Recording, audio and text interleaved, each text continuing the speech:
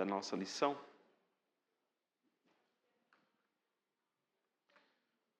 Nós estamos, meus irmãos, caminhando para o final do documento histórico de Westminster. E hoje nós vamos ver sobre os sacramentos.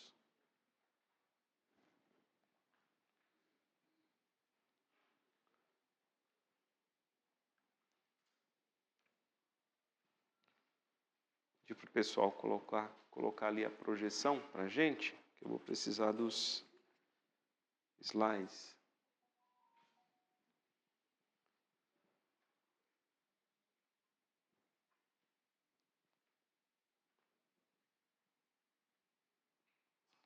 Sobre os sacramentos, meus irmãos, até que eles coloquem, dê certo ali a projeção, nós temos uma continuidade e uma descontinuidade com relação ao Antigo Testamento. É importante a gente entender isso para a gente entender tudo que a Bíblia pode nos ensinar a respeito dos sacramentos. Então, sacramentos evangélicos, nós vamos depois citar os sacramentos católicos, mas sacramentos evangélicos nós temos apenas dois: Santa Ceia e batismo, né? Ou na primeira ordem, né? Batismo e Santa Ceia. Esses são equivalentes no Antigo Testamento àquilo que a gente chama de circuncisão e Páscoa.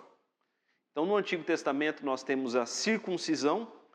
A circuncisão ela é substituída no Novo Testamento pelo batismo. E no Antigo Testamento nós tínhamos a Páscoa. A Páscoa ela é substituída pela Santa Ceia. Então nós temos uma continuidade, né? O que nós chamamos de continuidade do Antigo Testamento para o Novo Testamento. E ao mesmo tempo uma descontinuidade, porque houve uma mudança de forma, vamos dizer assim, porque uma forma é a circuncisão, outra forma é o batismo. Uma forma era a Páscoa, outra forma é a Santa Ceia no Novo Testamento. Então nós vamos ver os sacramentos, né? Se a gente conseguir, vamos falar também do batismo.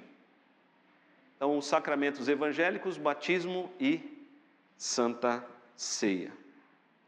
Para nós continuarmos a nossa lição, vou pedir para a Natália fazer uma oração a Deus.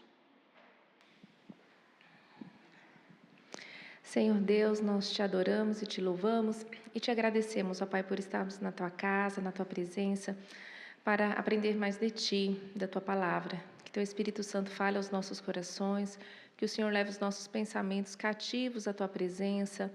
Pai, abre os nossos ouvidos, ó Deus, para compreendermos a tua palavra e aplicarmos ela em nossas vidas, ó Pai. Em nome de Jesus Cristo, que oramos e agradecemos. Amém. Amém. Meus irmãos, o que são os sacramentos? Os sacramentos, eles são basicamente, né, as ordenanças de Deus ao seu povo ou as ordenanças de Cristo ao seu povo. Os sacramentos, como nós temos aí no primeiro parágrafo da confissão, eles são santos, né? A palavra santo, os irmãos têm sempre frisado aqui, tem o significado de algo que Deus separou para Ele, né? E para a glória dEle, para o serviço dEle. Então, os sacramentos, eles são santos sinais e selos do pacto da graça. Então, o pacto da graça, a palavra pacto significa também aliança. Deus fez um pacto com o seu povo, um pacto de graça, de salvar o seu povo pela graça. Lembrando que o pacto da graça, ele não é algo só do Novo Testamento, meus irmãos. O pacto da graça também está lá no Antigo Testamento. Porque como o pessoal do Antigo Testamento era salvo? Também pela graça, também pela graça. Nunca foi pelas obras, né? Sempre foi pela graça. E os sacramentos, eles são sinais, né? O que são os sinais? Sinal é sempre algo que aponta para alguma coisa. Então, os sacramentos, eles apontam para o modo como Deus nos concedeu a sua graça. Eles mostram como Deus nos concede a sua salvação. E eles também são selos, né? O que significa a palavra selo no contexto bíblico? A palavra selo é algo que autentica, Então, uma coisa original vem com o quê? Vem com o selo, né? Então, os sacramentos, eles são sinais e selos do pacto da graça, né? Que Deus estabeleceu conosco, que Ele estabeleceu com o seu povo. Vamos ver aí um texto, Romanos capítulo 4.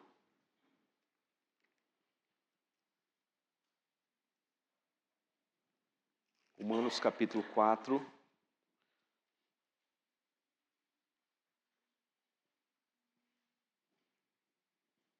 Versículo de número 11. Então, vê que a própria Bíblia vai usar as expressões sinais, sinal e selo, né? Romanos capítulo 4, verso 11, diz assim: recebeu o sinal da circuncisão. Está falando de Abraão. Abraão recebeu o sinal da circuncisão, como selo da justiça da fé que teve quando ainda incircunciso, para vir ser o pai de todos os que creem, embora não circuncidados, a fim de que lhes fosse imputada a justiça. Né? Então, o apóstolo Paulo chama a circuncisão de sinal e também de selo.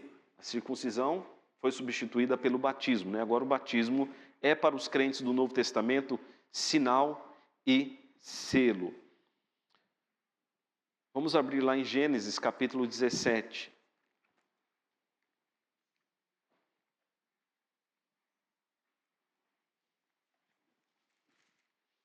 Gênesis capítulo 17.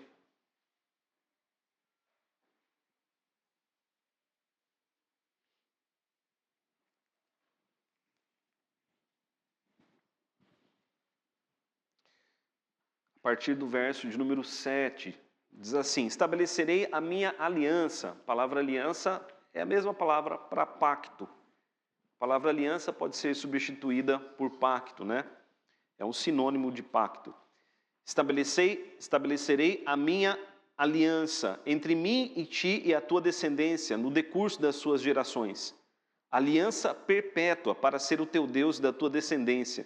Dar-te-ei a tua descendência, a terra das tuas peregrinações, toda a terra de Canaã, em possessão perpétua, e serei o teu Deus. Disse mais Deus a Abraão: guardarás a minha aliança, tu e a tua descendência, no decurso das suas gerações. Esta é a minha aliança que guardarás entre mim e vós e a tua descendência. Todo macho entre vós será circuncidado. Circuncidareis a carne do vosso prepúcio. Será isso por sinal de aliança entre mim e vós. O que tem 8 dias será circuncidado. Então, no Antigo Testamento, o pacto, né, a aliança, o pacto, era estabelecido como? Por meio da circuncisão. Quando era feita a circuncisão? Já com 8 dias de vida. Com 8 dias de vida, a criança já deveria ser circuncidada. Ela já entrava no pacto. E como sinal e selo do pacto, estava ali a circuncisão. No Novo Testamento, trazendo para o Novo Testamento. Nova aliança, né? Novo pacto. Quando a Bíblia fala novo, não significa que o antigo foi totalmente desprezado. Não, há uma continuidade, mas há uma mudança na forma. No Novo Testamento, na nova aliança, o novo pacto, qual que é o sinal e selo? O batismo e a Santa Ceia. Tudo bem, meus irmãos? Todos esses sinais, eles representam, né? Eles foram dados por Deus, instituídos por Deus, como os irmãos podem ver ali, para representar Cristo e os benefícios e os seus benefícios e confirmar também o nosso interesse nele. Então, os sacramentos, eles apontam primeiramente para quem? Para Cristo. Aplicando aqui só os do Novo Testamento, né? A água do batismo, ela representa Cristo, que nos purifica dos nossos pecados. Os elementos da Santa Ceia, o pão e o cálice, também apontam para Cristo, né? O pão, bem diretamente para o corpo de Cristo, e o cálice para o sangue de Cristo. Então, eles representam Cristo e os benefícios. Quais são os benefícios que os sacramentos eles nos apresentam? Já citei aqui, né? Do batismo, a limpeza, a purificação e da Santa Ceia, além da remissão dos nossos pecados, porque o sangue de Jesus nos livra, nos reme, né, de todo pecado, mas também a nossa união com Cristo. E confirmam o nosso interesse nele, porque todos aqueles que amam a Cristo de verdade vão querer, sim, ser batizados para poder fazer parte também da mesa do Senhor. Vamos ver ali 1 Coríntios capítulo 10. 1 Coríntios capítulo de número 10. Versículo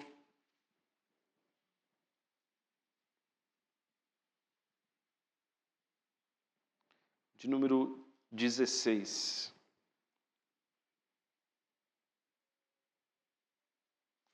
1 Coríntios capítulo 10, versículo de número 16, diz assim: porventura o cálice da bênção que abençoamos não é a comunhão do sangue de Cristo? E o pão que partimos não é a comunhão do corpo de Cristo? Então, esse texto nos mostra um dos benefícios do sacramento da ceia, que é a comunhão, nossa comunhão com Cristo. Amém, igreja? Então, ele aponta para esse benefício de comunhão. Vamos ver também 1 Coríntios 11, versículo de número 24.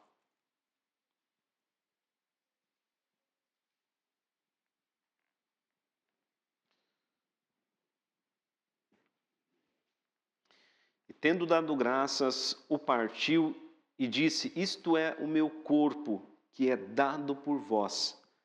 Fazei isso em memória de mim. Qual o outro benefício que ele traz aqui da ceia? O benefício, meus irmãos, de que Cristo, ele morreu a nossa morte, né? Este é o meu corpo dado por vós. Ele morreu a nossa morte, como tem uma frase antiga, né? Ele morreu a nossa morte para que nós vivêssemos a sua vida. E isso é bem verdade. Ok, meus irmãos, está tranquilo? Está dando para entender?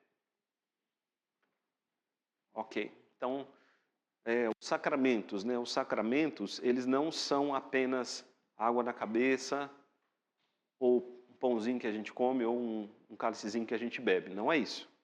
Os sacramentos, eles são santos sinais e selos do pacto da graça. Eles apontam para Cristo. No momento que estamos participando deles, devemos meditar nos benefícios que estamos ali recebendo, benefícios espirituais e eternos. E devemos também refletir, né? Alguns se afastam dos sacramentos, mas o verdadeiro cristão, ele não vai querer se afastar dos sacramentos, porque ele tem interesse em Cristo, em tudo aquilo que os sacramentos podem oferecer. Os sacramentos são também para fazer uma diferença visível entre os que pertencem à igreja e o resto do mundo, né? Então, quem pode participar dos sacramentos? Os crentes, os verdadeiramente crentes. Então, o primeiro sacramento é o batismo. Quem vai receber o batismo? Aqueles que professam a verdadeira fé. É preciso confessar Jesus como o único Senhor e Salvador. Então, esses vão receber o sacramento do batismo. E esses também, e só os que foram batizados é que podem participar do sacramento da Santa Ceia. Porque a Santa Ceia não é dada a todos. Porque nem todos professam a fé. E aí, através dos sacramentos, faz-se uma diferença visível entre os que pertencem à igreja e o resto do mundo. Vamos ver Êxodo, capítulo de número 12.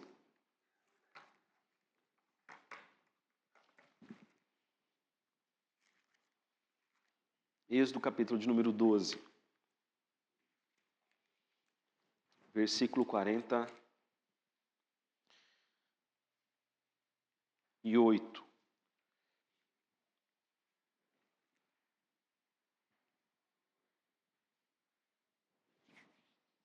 Porém, se algum estrangeiro, Gênesis 12, 48. Porém, se algum estrangeiro se hospedar contigo e quiser celebrar a Páscoa do Senhor, seja-lhe circuncidado todo macho. Então ele está falando, olha, lá no Antigo Testamento, se alguém quisesse participar da Páscoa, um estrangeiro, o estrangeiro que quisesse participar da Páscoa judaica, essa pessoa deveria fazer o quê? Ser circuncidado. Quer participar da Páscoa? Tem que circuncidar primeiro. Trazendo para o Novo Testamento, quer participar da Santa Ceia? Tem que batizar primeiro. Caso contrário, ele vai dizer ali no contexto, não vai participar. Por quê? Porque é algo para aqueles que professam a verdadeira fé. E aqueles que têm o privilégio de participar do sacramento, dos sacramentos, né, também solenemente se obrigam ao serviço de Deus em Cristo, segundo a sua palavra, né? Porque uma vez que a pessoa assume o compromisso com Cristo, agora ela tem que viver para a glória de Deus. A gente pode observar também em 1 Coríntios capítulo 10,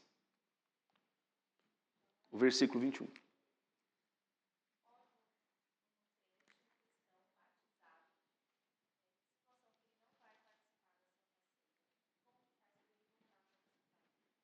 Pega o microfone. Ninguém escutou sua pergunta, né? Pode ler, Natan. Pode ler não, pode falar. Não passei nenhuma cola para ela, viu, moça? Pode um cristão, um crente batizado não participar da Santa Ceia? Que situação que esse cristão batizado não vai participar da Santa Ceia e como que faz para ele voltar a participar da Santa Ceia? Certo, como um cristão, né, se pode um cristão batizado não participar da ceia. Então, todo cristão batizado, ele deve participar da ceia. Ele deve participar da ceia. A não ser que ele esteja cometendo algum pecado grave, né? Porque pecado todos nós cometemos. Você pecou essa semana? Eu pequei, né? Algum pecado que traga inglória, nós dizemos, né? Inglória para o nome de Cristo publicamente. Então, há certos pecados que eles trazem inglória, né? Eles envergonham a Cristo publicamente perante a sociedade. Pecados que eles afetam a consciência de uma maneira maior, vamos dizer assim. Aí a gente teria que estudar aí os graus de pecado. Essa pessoa, ela deve se afastar da comunhão até se arrepender dos seus pecados e então voltar a participar da Santa Ceia. Há casos em que o conselho intervém e disciplina e orienta a não participar da ceia, da Santa Ceia, até que aquela pessoa demonstre o arrependimento. Aí ela pode sim voltar a participar da Santa Ceia do Senhor. E há casos até de excomunhão, né? Casos em que o apóstolo Paulo cita, por exemplo, em que a pessoa ela é orientada, mas ela não se arrepende, ela continua no pecado, ela é contumaz e a igreja tem que aplicar a descomunhão, tratar como gentil e publicano. Mateus 18 fala sobre isso, 1 Coríntios capítulo de número 5 também fala a respeito disso. Ok. Vamos lá.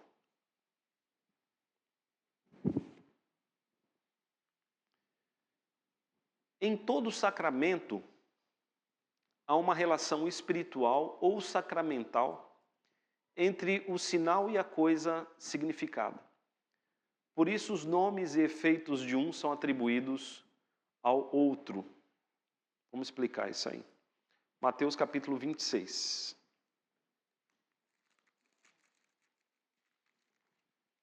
Mateus capítulo 26.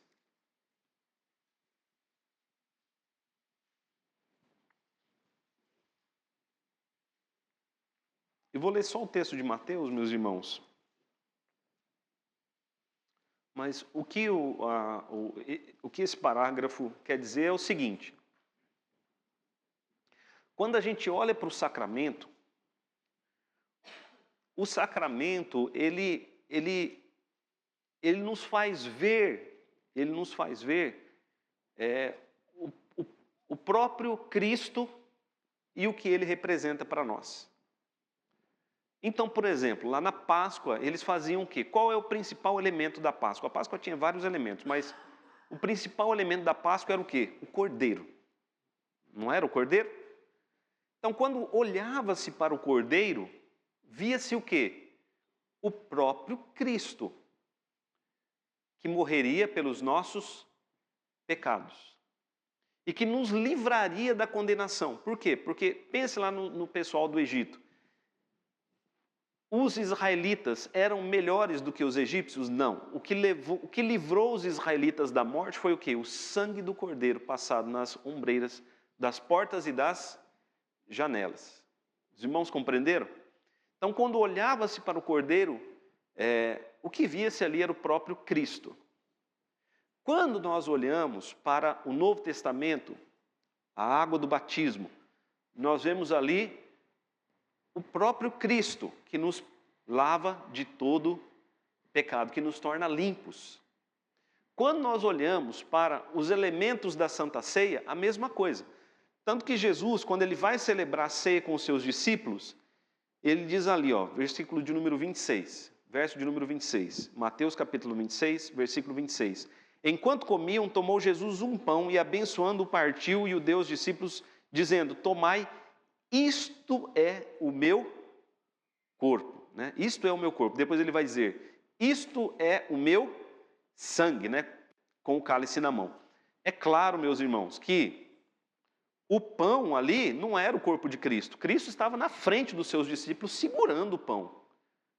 Mas acontece que aquele pão que ele segurava tinha uma representação tão profunda que ele podia dizer, isto é o meu corpo. E o cálice, a mesma coisa. Isto é o meu sangue. Então, a Igreja Católica, ela interpreta da seguinte maneira, que o pão, ou no caso deles ali, a hóstia, se transforma literalmente no corpo de Cristo. O que você está comendo é o corpo de Cristo. Porque Jesus disse, isto é o meu corpo. Eles chamam a doutrina deles de transubstanciação, porque eles creem que o pão se transforma, há uma mudança na substância, por isso transubstanciação. O pão se transforma no corpo de Cristo, né, no caso a hóstia, e o cálice se transforma no sangue de Cristo. Nós não cremos assim. Nós cremos que o pão continua sendo pão e o cálice continua sendo cálice. Mas a representação espiritual é tão profunda que Jesus disse, isto é o meu corpo, isto é o meu sangue, que é dado por vós.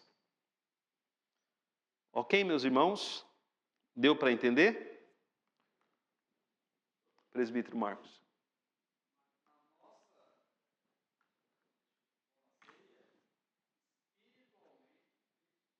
Sim, nós cremos que Cristo está presente não nos elementos, tá?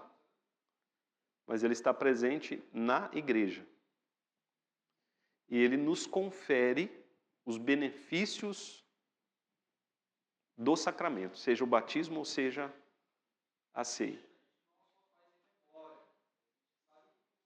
Sim, não só fazemos em memória, exatamente. Cremos que ele está, também fazemos em memória. É também feito em memória, mas nós também cremos que Cristo ele está presente, né? Os luteranos eles entendem que Cristo ele se mistura com os elementos. Eles chamam isso de consubstanciação, que é com a substância, com o pão e com o cálice. Nós, calvinistas, não. Nós cremos que Cristo está presente na hora da ceia, assim como ele esteve presente com os seus discípulos naquele dia, Só que naquele dia ele estava presente no seu todo, né? Fisicamente, espiritualmente. Hoje ele está presente apenas espiritualmente. E os benefícios da ceia, depois nós vamos falar mais sobre isso, né? Os benefícios da ceia não são dados a todos que participam dela. Os irmãos se lembram que Judas também participou da ceia. Mas ele não foi abençoado por aquela ceia. Por quê? Porque o coração de Judas não era de Cristo. Então, Cristo vai abençoar todos aqueles que participam da ceia e que são verdadeiros crentes. Aí tem só Deus para julgar, né? Vamos lá. A graça significada nos sacramentos, ou por meio deles, quando devidamente usados, não é conferida por qualquer poder neles existente. Ah, meus irmãos, isso aqui é muito interessante, né? Porque o que nós não podemos é fazer dos elementos da Santa Ceia elementos que têm poder em si mesmo, elementos mágicos. Vamos abrir lá em 1 Coríntios capítulo 11. Tem muitos textos aí, mas vamos pegar os mais claros, né? Então, vou dar aqui alguns exemplos para ilustrar, ok? Então, algumas igrejas, elas entendem que o poder está na água. O poder está na água do batismo. Então, eles entendem que a água do batismo, aquela água lá, administrada pelo sacerdote, ela tem poder para remir os pecados. Então, algumas igrejas entendem o seguinte, que na hora do batismo, os pecados são lavados porque aquela água consagrada, ela tem poder em si mesma. Os irmãos estão entendendo? E tem igreja que leva isso tão a sério que eles batizam as pessoas várias vezes. Então, pastor, eu cometi muito pecado, então você precisa ser batizado de novo. Os irmãos estão entendendo? Porque eles conferem o poder à água. E alguns vão conferir poder aos elementos. Algumas pessoas entendem que ela comendo o pão e bebendo o cálice, ela será purificada dos seus pecados, porque o pão e o cálice têm poder de purificar pecados e trazer a salvação. Os irmãos estão entendendo isso? Tem crente presbiteriano que pensa assim, né? Eu preciso tomar a Santa Ceia porque preciso ser purificado dos meus pecados. Só que os elementos, eles não têm poder neles, ok? A água não tem poder nenhum nela. Se ela tivesse se a água do batismo se a água tivesse poder para purificar pecado, meus irmãos, não era necessário confessar pecado. O que era necessário é isso aqui, o pastor está ali na porta e você ser batizado. E tinha gente que ia ter que passar, eu ia ter que ficar ali todo dia batizando gente. Tem pecado, vem aqui que eu vou jogar água em você. Os irmãos estão entendendo? Já mora lá, já dá um mergulho lá. Tem que ter o sacerdote, né? Então, quem fazia isso, quem tinha essa mentalidade, é o pessoal que ia se batizar com João Batista. O batismo de João era um batismo de arrependimento para a remissão de pecados. Então o pessoal ia lá se batizar com João Batista. As pessoas iam lá. Aí João Batista, chegou uma hora que João Batista disse: vocês estão achando que tem poder nisso aqui? Quem vos induziu a fugir da ira vindoura? É preciso produzir frutos dignos de arrependimento. João Batista disse: olha, isso aqui não vai resolver não. Só o que vai resolver é o arrependimento.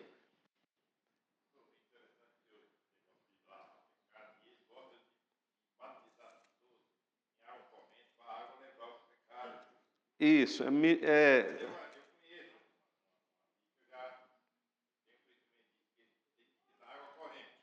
Uhum. Aí começa a virar um certo um misticismo, né? Um certo misticismo.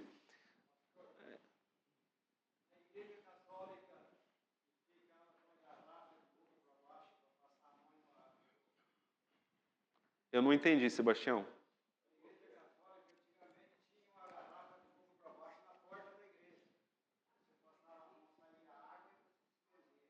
Entendi. Aí começa a ser o misticismo, né? Mas não é só na Igreja Católica.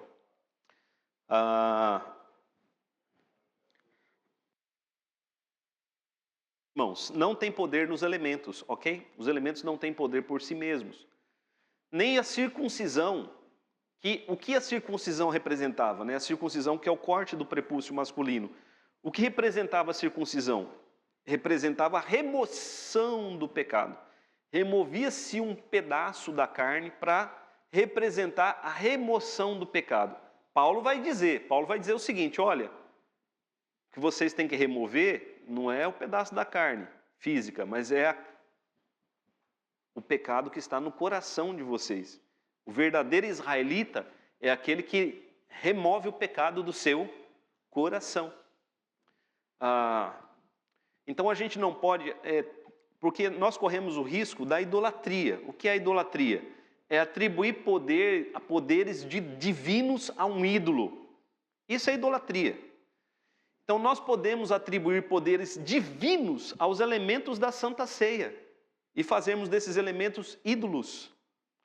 Mas esses elementos não têm poder para nos salvar. Ok, meus irmãos? Tanto que se os irmãos observarem ali 1 Coríntios capítulo 11, que nós lemos ali, né? Versículos 26 e 27, vai dizer assim, ó: porque todas as vezes que comerdes e beberdes o cálice, anunciais a morte do Senhor até que Ele venha. Por isso, aquele que comer o pão ou beber o cálice indignamente, será réu do corpo e do sangue do Senhor. Examine-se, pois, o homem a si mesmo, e assim coma do pão e beba do cálice. Pois quem come e bebe, sem discernir o corpo, come e bebe juízo para si. Então ele fala, olha, o que é preciso mesmo é se examinar e então participar dos sacramentos para que sejamos de fato abençoados pelo Senhor. Ok, meus irmãos? Alguém quer fazer algum comentário até aqui? Alguma pergunta? Tinha levantado a mão, Marcos? Não? A eficácia, né? A eficácia dos sacramentos. A eficácia dos sacramentos não depende da piedade ou intenção de quem os administra, mas da obra do Espírito e da palavra da instituição. Deixa eu explicar isso aqui. As bênçãos do sacramento, né? As bênçãos que advêm dos sacramentos. Estas bênçãos, elas não dependem de quem está administrando o sacramento. Quem administra o sacramento? O pastor. O pastor é quem administra os sacramentos. Né? No nosso caso aqui é o pastor. Mas e se o seu pastor estiver em pecado? Que não é o caso, viu, meus irmãos? Mas se o seu pastor estiver em pecado, não vai valer? Não vai valer o batismo? Ou não vai valer o sacramento da ceia? Vai valer a mesma coisa. Por quê? Porque não depende da santidade. A palavra piedade ali aponta para a comunhão com Deus, a vida de santidade, né? Então, não depende da santidade do pastor. É claro, meus irmãos, se você tem um pastor, você imagina que esse pastor está vivendo em comunhão com Deus. Um sacerdote, né? Está vivendo em comunhão com Deus. Mas os sacramentos, eles dependem do quê? Da promessa de Deus e da ação do Espírito Santo. Amém, igreja? Porque alguém pode pensar assim, eu fui batizado pelo pastor, mas depois descobri que aquele pastor não vivia em comunhão com Deus. Vou batizar de novo. Não, você não precisa ser batizado de novo. Toda a Santa Ceia, passei naquela igreja 20 anos. Aí descobri que aquele pastor não vivia em comunhão com Deus. Então não valeu nenhuma ceia que eu tomei. Não, valeu. Por quê? Porque depende da palavra. Da palavra da instituição ali é de Cristo. Cristo ordenou que sempre que nos reuníssemos, participássemos dos sacramentos. E, meus irmãos, depende do que também? Da obra do Espírito Santo de Deus. Ok? É isso. Então as promessas, os benefícios, elas virão sobre os que dignamente recebem. Sobre os que dignamente recebem. Sim.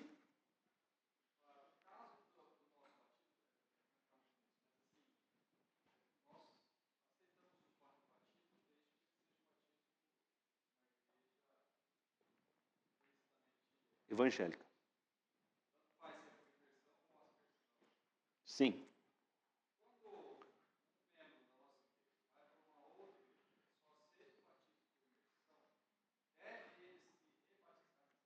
Eu entendo que não. Depois a gente vai falar sobre isso, né? É um só batismo. A gente não rebatiza, né? Se vier alguém que foi batizado por imersão, nós não rebatizamos. A não ser que a pessoa esteja vindo de uma igreja não reconhecida como evangélica. Porque aí a gente tem que... Por que nós rebatizamos pessoas de algumas igrejas? Porque nós entendemos que o batismo não foi corretamente administrado lá, com a verdadeira intenção bíblica. Os irmãos estão compreendendo? A gente olha para as Escrituras.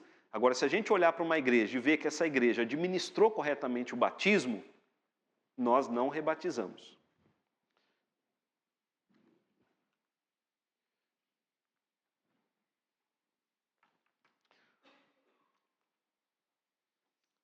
Há só 2 sacramentos ordenados por Cristo, nosso Senhor, no Evangelho: o batismo e a Santa Ceia. É claro, meus irmãos, Jesus deu muitas ordenanças, mas nós entendemos que ordenanças de sacramentos somente estas, né? Batismo e Santa Ceia.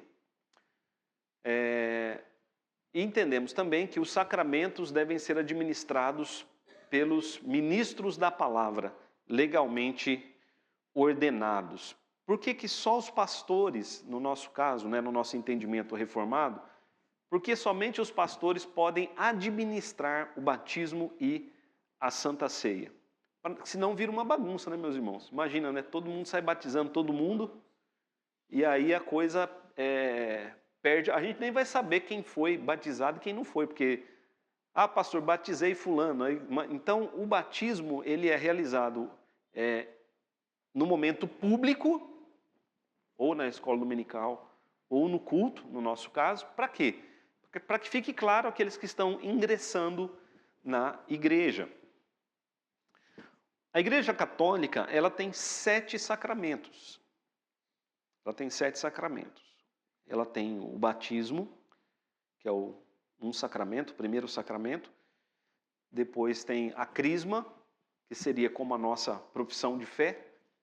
A crisma é quando, se eu estiver errado aqui, alguém me corrija. Quando alguém confirma, né? Confirma a sua fé depois de uma certa idade. Outro sacramento católico é a Santa Ceia, a Eucaristia. E aí eles conferem poderes aos sacramentos que nós não conferimos. Então eles conferem poderes à Santa Ceia, por exemplo, de purificar pecados. Ao batismo eles também conferem poder de salvação. A pessoa que é batizada, ela não vai para o inferno, se ela é batizada na Igreja Católica, no entendimento deles, né? Vai para o purgatório. Se não for batizado, pode ir para o inferno.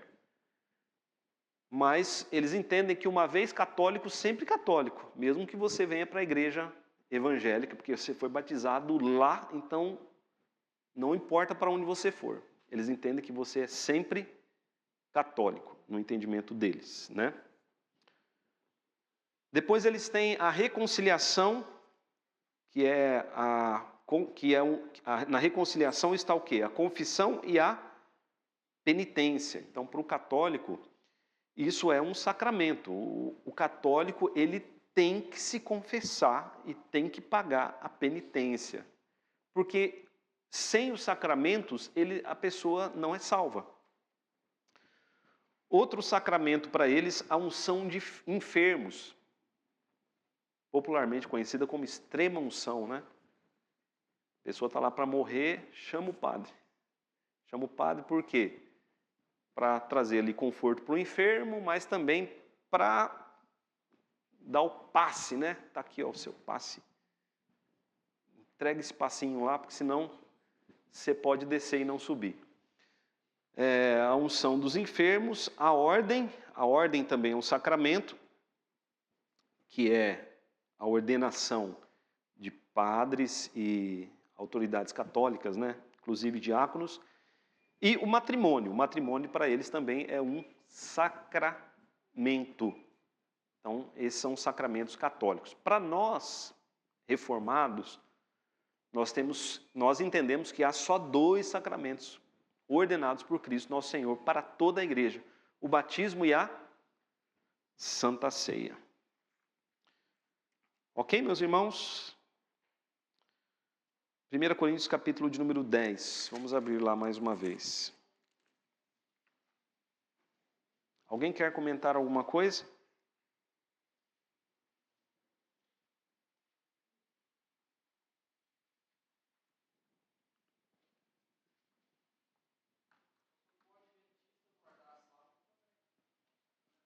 Eu não sei se eles entendem como um sacramento, Marcos. Eu não sei. Mas para eles a guarda do sábado é sine qua non para a salvação. Ou seja, sem guardar o sábado não há salvação para eles. Inclusive para os adventistas históricos, porque hoje tem mais de uma linha, né? Assim como você tem presbiteriano do Brasil, você tem presbiteriano independente, né? E outros presbiterianos aí. Mas pro adventista histórico, a não guarda do sábado é a marca da besta. Eles entendem assim, né? Como entendem outras coisas também.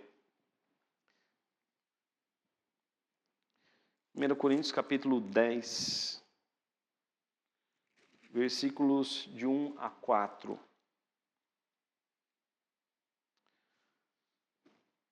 Ora, irmãos, não quero que ignoreis que nossos pais estiveram todos sob a nuvem.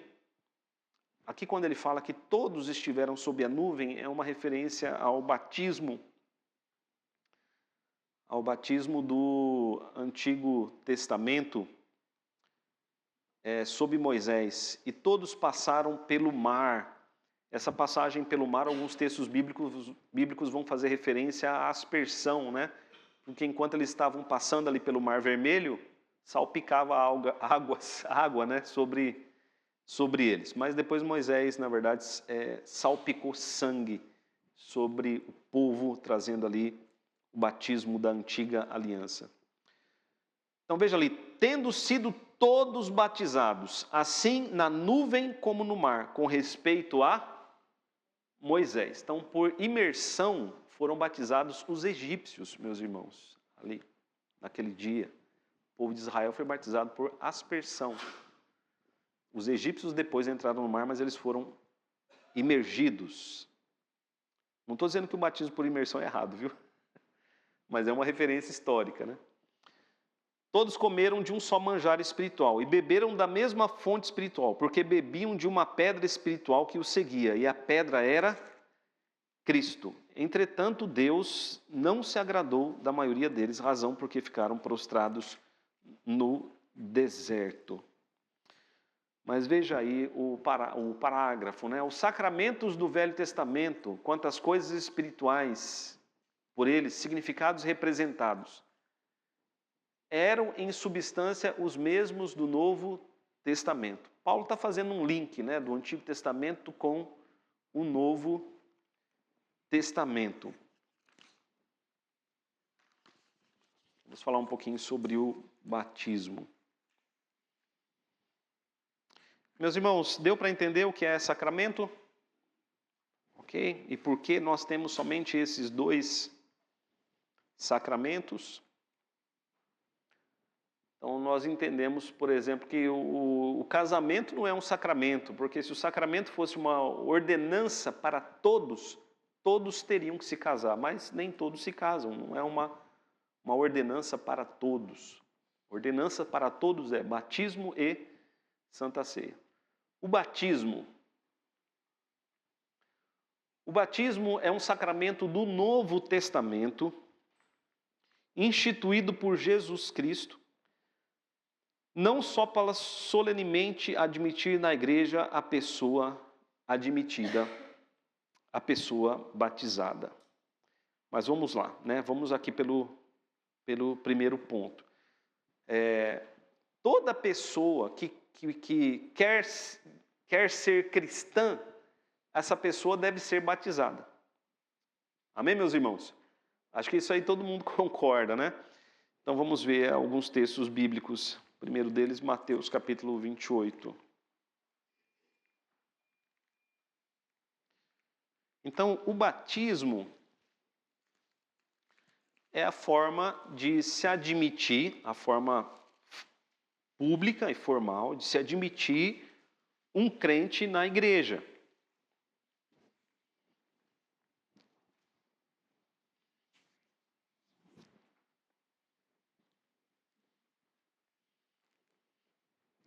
Aí alguém vai dizer assim, pastor, mas por que João Batista, né? Por que o pessoal lá que batizou com João Batista, porque a Bíblia fala que até os fariseus iam para ser batizados, né? Os saduceus, eles iam para ser batizados por João Batista. Por que esse pessoal não se tornou cristão? Porque o batismo de João não era o batismo cristão, o batismo de João era o batismo do Antigo Testamento. No Antigo Testamento já existia batismo, só você ler lá Levítico. Só que João, ele batizava o quê? Batizava preparando as pessoas para o encontro com Jesus.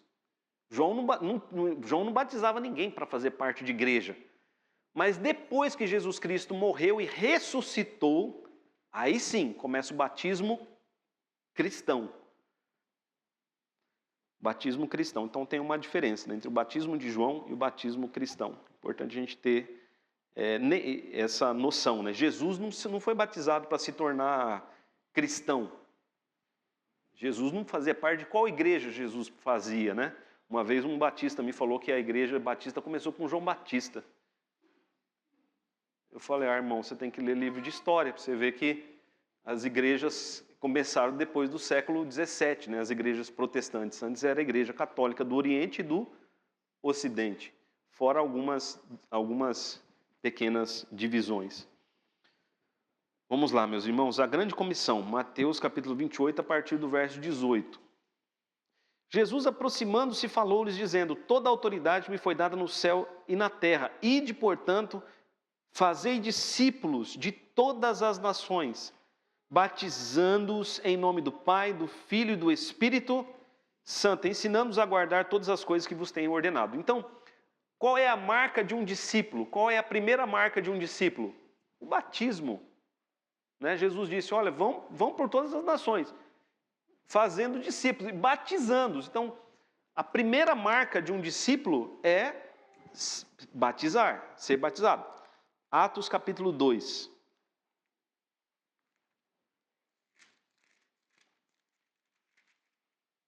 Atos capítulo 2.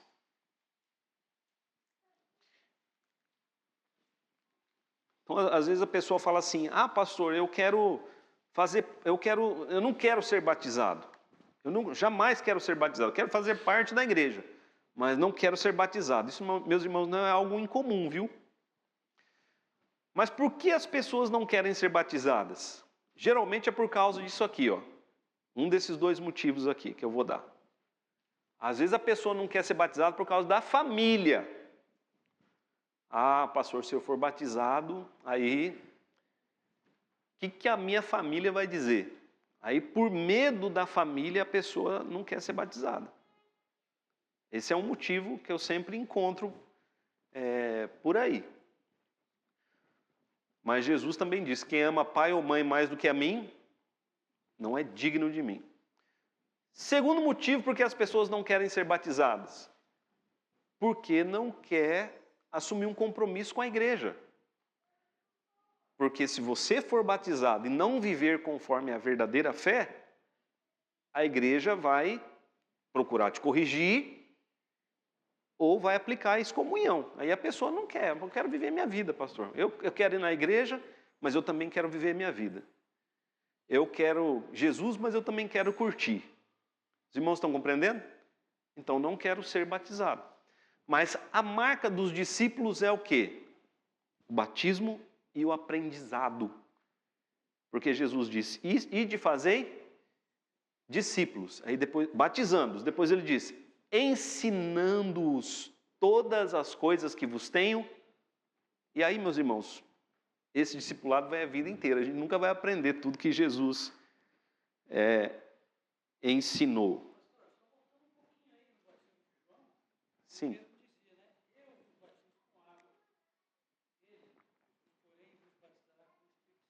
E com fogo.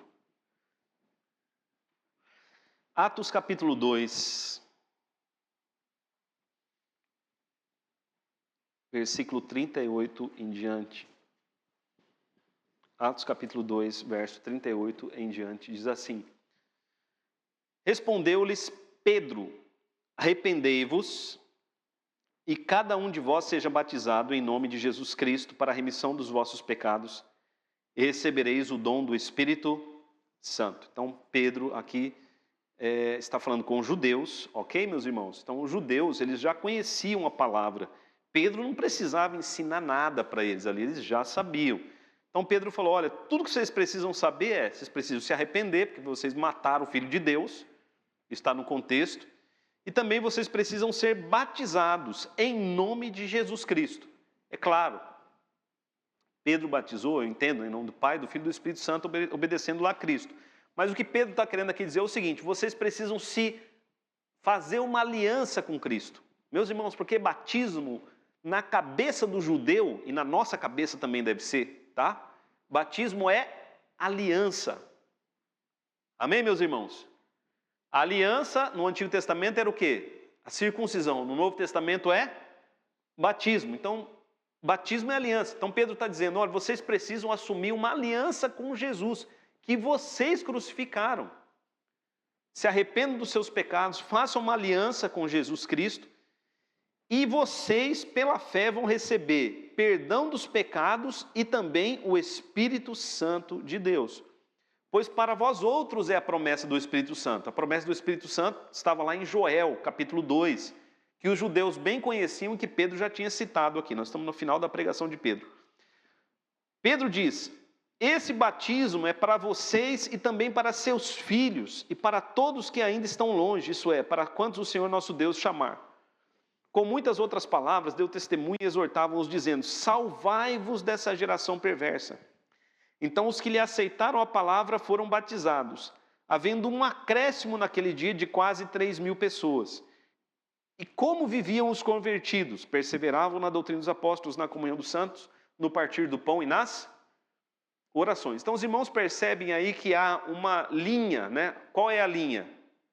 Ouvir a palavra, se arrepender, ser batizado e fazer parte da igreja. Pedro diz, olha, quem fez parte da igreja? Os que creram e foram batizados. O resto não fazia parte da igreja. Mas havia ali um grupo de judeus em Jerusalém que creu e eles foram batizados. Então, para fazer parte da igreja, precisa sim ser batizado. Sem batismo não faz parte da igreja visível. Tudo bem, meus irmãos? Ninguém quer falar nada? Estão dominando, né, o assunto?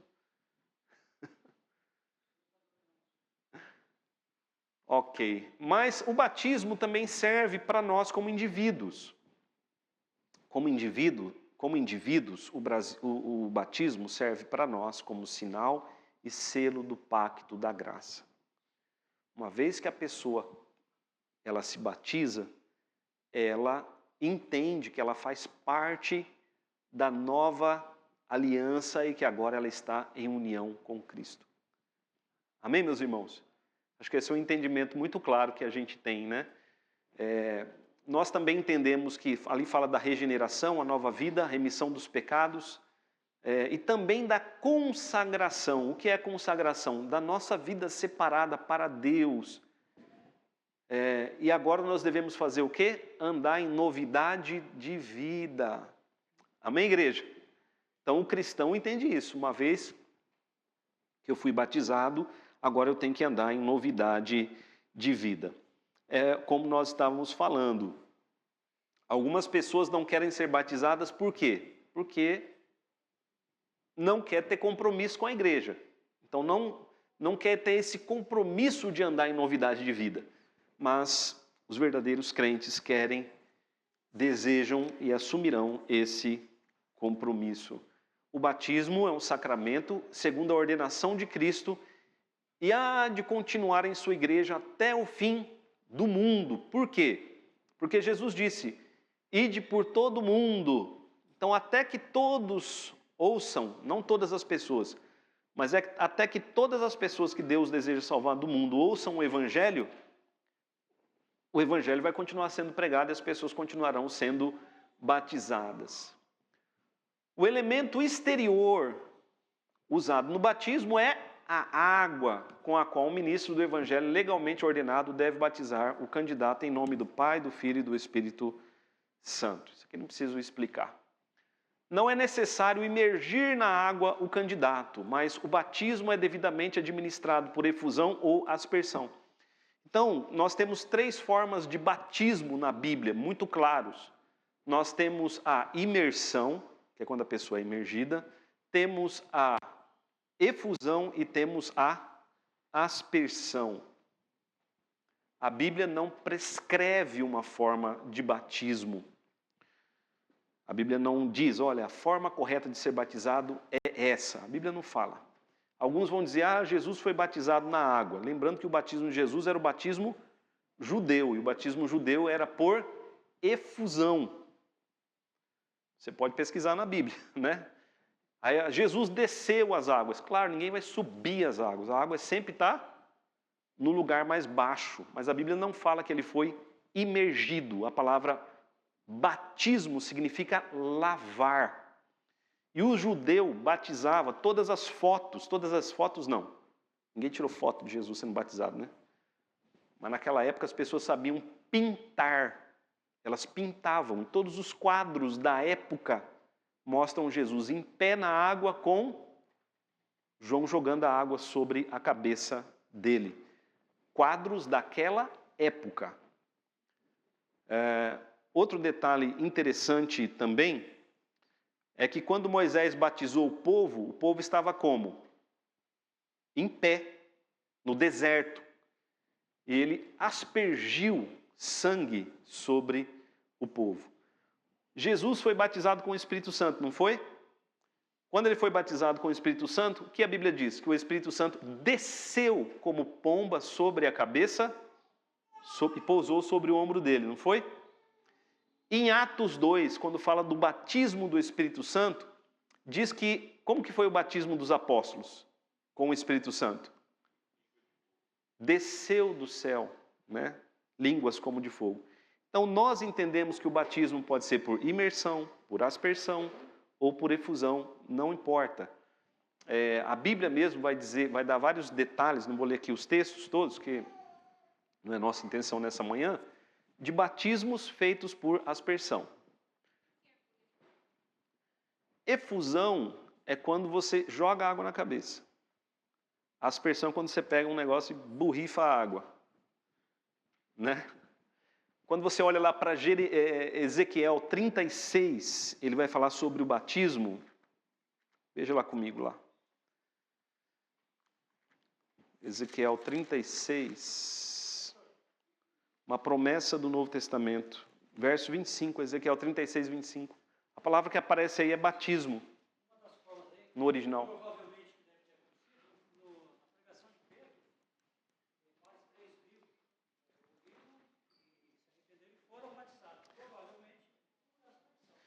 No batismo de Pedro, provavelmente ele não jogou água sobre cada pessoa até, mas simbolicamente sobre todos. Porque o judeu fazia muito isso. Não é que Pedro batizou 3.000, imagina Pedro batizando 3.000. 1, 2, né? Se for por imersão, pior ainda. Então, oi? Secava a água do rio. Mas não que o batismo por imersão seja errado, viu, meus irmãos? Não é errado. Mas nós, presbiterianos, adotamos mais o por efusão. Mas nós adotamos. E nós entendemos que não deve haver mística sobre o batismo. Tem que ser no rio, porque o rio leva ao pecado, coisa assim. Isso é misticismo, não está na Bíblia. Outra coisa também, quem batiza por imersão, argumentando que Jesus foi batizado no Rio Jordão, não pode batizar em piscina, porque piscina é água parada. Aí a gente começa a brigar na forma, né? Mas Ezequiel 36 diz assim: aspergirei água pura sobre vós e ficareis purificados. Quando Pedro fala lá que vou batizar vocês para a remissão de pecados, ele usa esse texto aqui de Ezequiel como base. Aspergirei água pura sobre vós, ficareis purificados, de todas as vossas imundícias e de todos os vossos ídolos vos purificarei.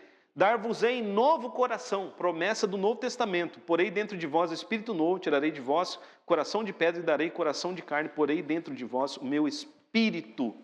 Então todas essas promessas aqui estão ligadas ao Novo Testamento, na nova aliança. Por que a palavra aí, aspersão, não estaria também? Ok? Então nós entendemos que o batismo pode ser tanto por imersão, efusão ou aspersão. Nós presbiterianos adotamos mais por efusão ou aspersão.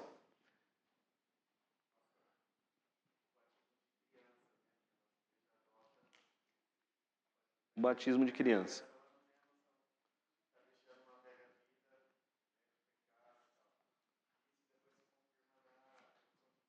Sim. Não, Marquinho. Eu vou precisar de tempo. Eu já vou encerrar, vou só responder a pergunta do Marquinhos, vou encerrar e semana que vem a gente continua. Nós somos aliancistas. Aliancistas. Por quê? Porque a Bíblia vai falar sobre Deus, um Deus de alianças. Tem um livro muito interessante do Palmer Robertson, chamado Cristo dos Pactos. Tem um livro novo também sobre aliança na cultura cristã, muito bom. Então Deus estabeleceu pactos. E o pacto que Deus estabelece não é só com os adultos. Deus estabelece pacto também com as crianças. Então lá no Antigo Testamento, quando Deus chamou Abraão, Deus falou assim para Abraão: Abraão, a minha aliança é com você, o meu pacto é com você e também com a sua descendência no decurso das suas gerações.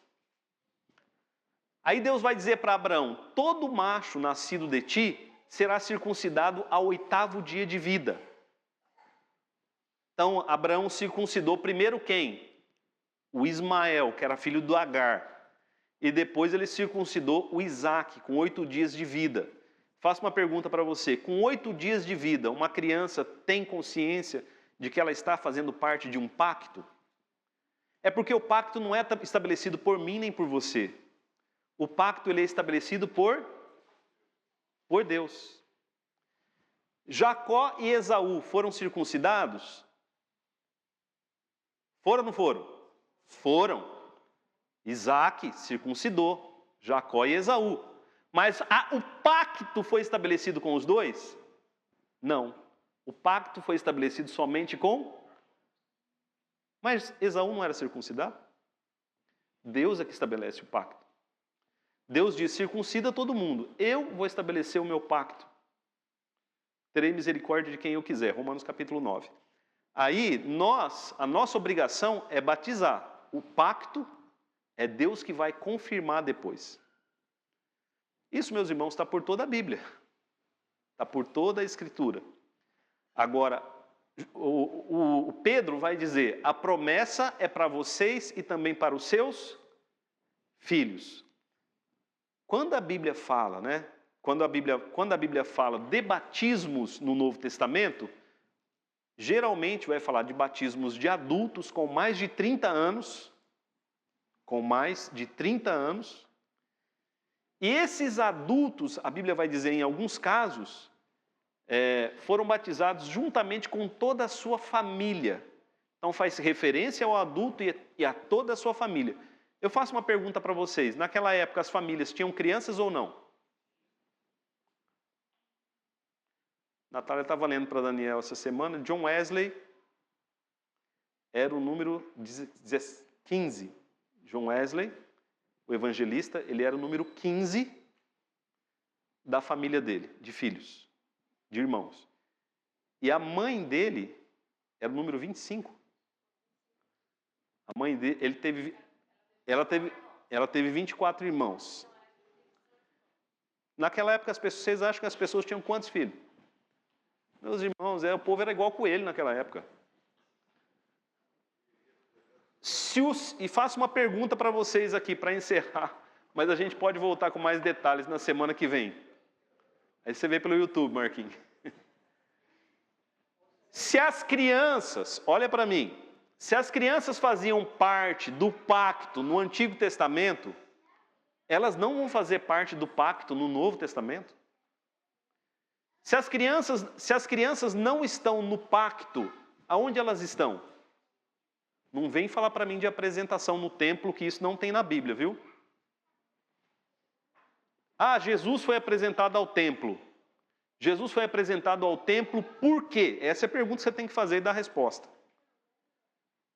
Por que Jesus foi apresentado ao templo? Porque o judeu foi libertado do Egito, não foi? E Deus disse que todo primogênito deveria ser apresentado ao templo. Pagava-se uma taxa e oferecia-se um sacrifício. Essa era a apresentação no templo. Não tinha apresentação para a igreja, ó, povo de Deus, nasceu aqui a criança. Não, a apresentação no templo era qualquer dia da semana. Vim aqui apresentar meu filho ao templo, pagar a taxa. E o sacrifício, o valor determinado para o primogênito do Egito. Então, se uma mãe tivesse 10 filhos, quem seria apresentado no templo? O primogênito. Então, Maria apresentou Jesus porque ele era o seu primogênito. E ela também ofereceu um sacrifício no mesmo dia pelo pecado dela. Esse é um texto que o católico não menciona. Pela imundícia dela, até. Por quê? Porque teve um filho. E toda mulher que tinha um filho era considerada imunda e tinha que oferecer um sacrifício. E ela ofereceu o sacrifício. Exato, ao sacerdote e ao templo. Então, a apresentação ao templo... Hoje nós apresentamos, sim, crianças ao templo, meus irmãos. Está aqui, meus irmãos, nasceu o filho do fulano. É uma apresentação, mas não equivale biblicamente à de Cristo. Os irmãos estão compreendendo? O que vale é o batismo. O batismo insere a criança na aliança. Tá?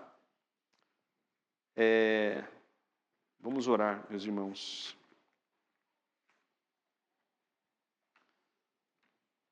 Senhor nosso Deus, te agradecemos pela tua palavra, pelos sacramentos, ó Pai. Te louvamos, ó Deus, pelos sacramentos do Novo Testamento, pelo batismo e pela Santa Ceia. Perdoe, Senhor, nossos pecados, que nós, Pai, possamos olhar para os sacramentos como graça do Senhor para o seu povo. Aqueles, ó Deus, que ainda não participam, que estejam, Senhor, em oração, que o Teu Espírito fale aos seus corações a importância de se render a Cristo totalmente e de fazer parte do Teu povo, participando também do sacramento e das suas graças. É a oração que nós fazemos em nome de Jesus. Amém. Amém. É o Samuel.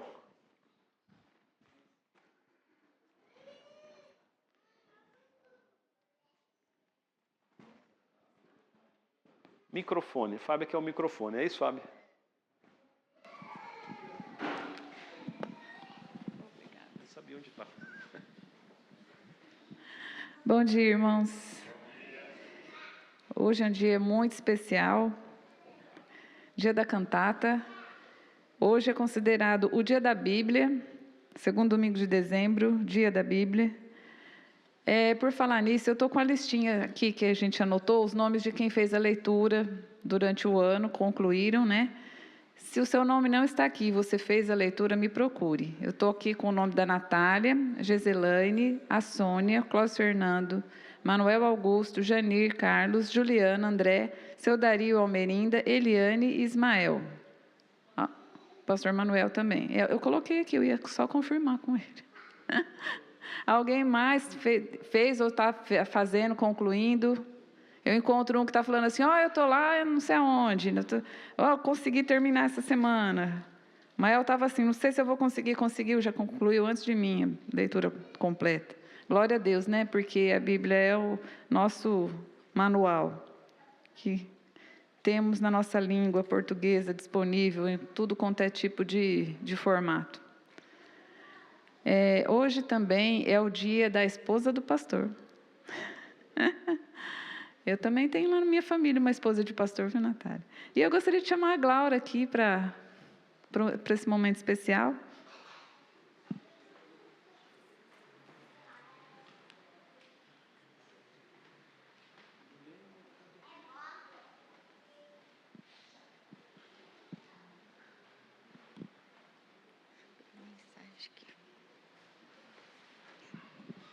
Bom dia a todos os irmãos.